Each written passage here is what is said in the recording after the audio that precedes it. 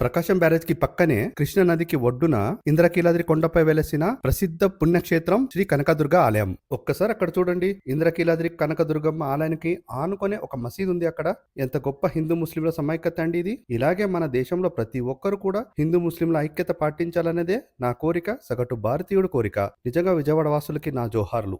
అమ్మవారికి సమర్పించుకోవడానికి కొబ్బరికాయ, పండ్లు, పూలు, చీరలు, అగరొత్తులు అన్నీ ఇక్కడే అమ్ముతున్నారు. ఇక్కడే దొరుకుతున్నాయి. ఈ ఆలయం చేరుకోవడానికి మెట్లున్నాయి, లిఫ్ట్ కూడా ఉంది, అలాగే ఫ్రీ బస్ సర్వీస్ కూడా ఉంది. నేనైతే ఈరోజు బస్సులో వెళ్తున్నాను. చూద్దాం ఎలా ఉంటుందో.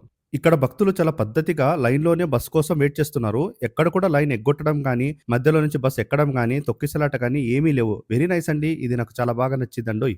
అమ్మవారు ఇక్కడే ఈ కొండపైన స్వయంభుగా అంటే స్వయంగా వెలిశారని భక్తుల నమ్మకం. ఇక్కడే ఆన్లైన్ సేవా కౌంటర్లు, ఆలయాన్ని దర్శించుకోవడానికి టికెట్ల కౌంటర్లు, క్లాక్ రూమ్లు, అలాగే చెప్పుల స్టాండ్లు అన్నీ ఇక్కడే ఉన్నాయి. ఇది కొండపై నుంచి కిందికి వెళ్లే ఘాట్ రోడ్డు. ఇది కొండపై నుంచి వీవు. మెట్లెక్కి ఆలయానికి వెళ్ళాలి అంటే ఇలా వెళ్ళాలి. నాకు తెలియక బస్ కోసం దాదాపు 40 నిమిషాలు వెయిట్ చేశాను. అలాగే బస్ కూడా చాలా స్లోగా వచ్చింది. నన్ను అడిగితే మెట్లెక్కి ఆలయం చేరుకోవడమే బెస్ట్. తొందరగా చేరుకోవచ్చు. ఎక్కువ మెట్లు కూడా లేవు. ఇదే బెస్ట్ రూటు.